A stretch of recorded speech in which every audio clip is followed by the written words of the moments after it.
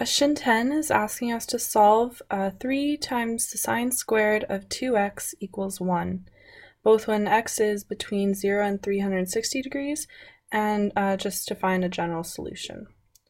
So what we have is 3 times sine squared 2x equals 1. And the first thing I want to do is divide both sides of my equation by 3 to try to isolate the sine squared.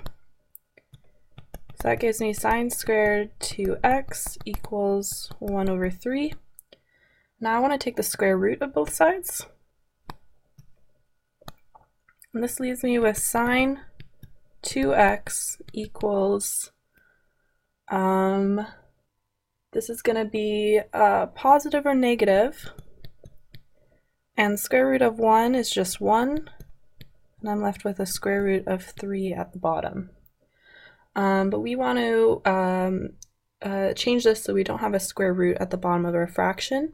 So to do that, what we do is multiply by root 3 over root 3, which is just the same as multiplying by 1. So doing that gives us sine 2x equals positive or negative root 3 on the top, and on the bottom, the square root of 3 times the square root of 3 is just 3.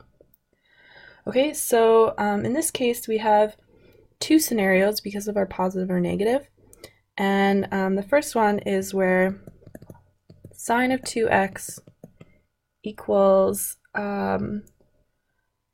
positive root 3 over 3.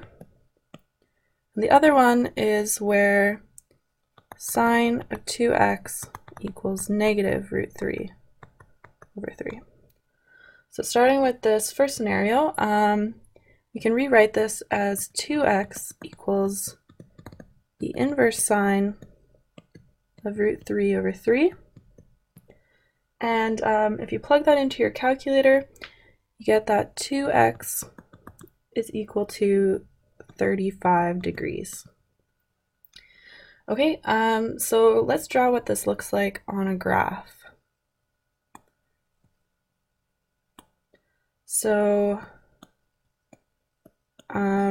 this angle 35 degrees is going to be somewhere over here. And we know that there's another option where sine is positive, and that's in the second quadrant. So we do have another answer here where this angle is 35 degrees. But we're interested in representing this answer as this angle here from 0. So to figure out what that value is, what we do is say that 2x is also equal to 180 degrees minus 35 degrees. Because that's going to give us, since this is 180 over here, it's going to give us this angle here. And that ends up being 145 degrees. So those are our two answers for 2x. But we're interested in what x is equal. So we did this graph for 2x because that's the angle. That's what we were taking the sine of. So, but now we can find x by just, if 2x is equal to 35, then 35 divided by 2 should be equal to x. So x is equal to 35 degrees divided by 2, which is 17.5 degrees. And x is also equal to 145 degrees divided by 2, which is 72.5 degrees. Okay, so let's look at the second option here where we have sine 2x equals negative root 3 over 3. So again, we can rewrite this as 2x equals the inverse sine negative root 3 over 3. Sorry, it's negative. And plugging that into your calculator gives you 2x is equal to negative 35 degrees. Okay, drawing this on the graph.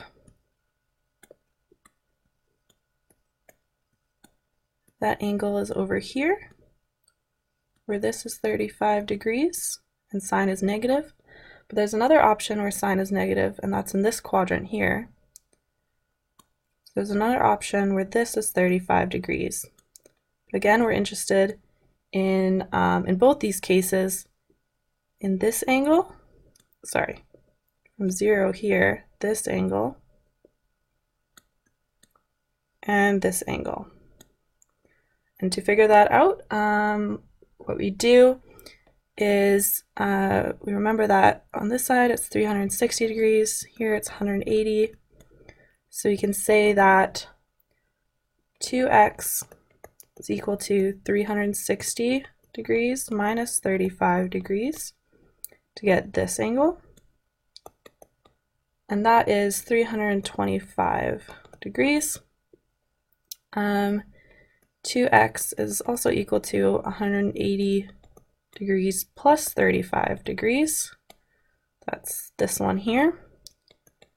And that gives us 215 degrees.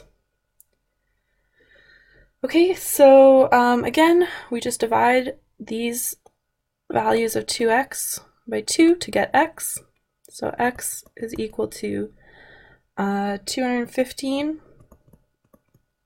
degrees divided by 2, which is 107.5 degrees.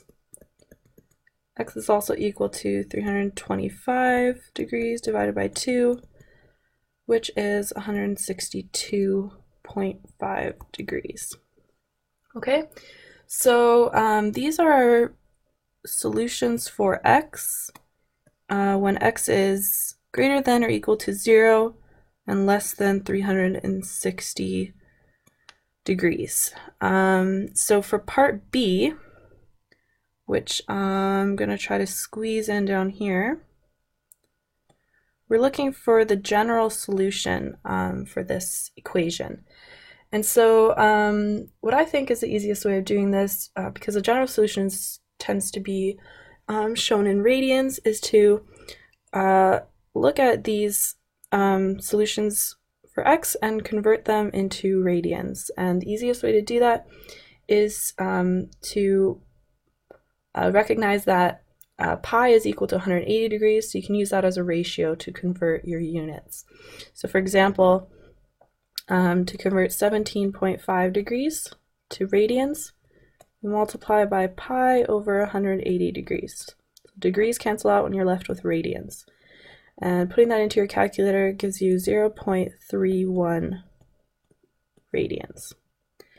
So I'm going to do the same thing for 72.5 degrees. And that ends up being 1.26 radians.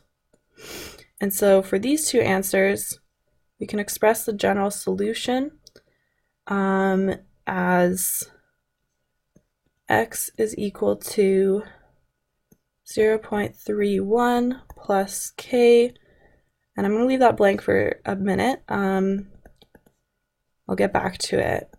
The other one is 1.26 plus k.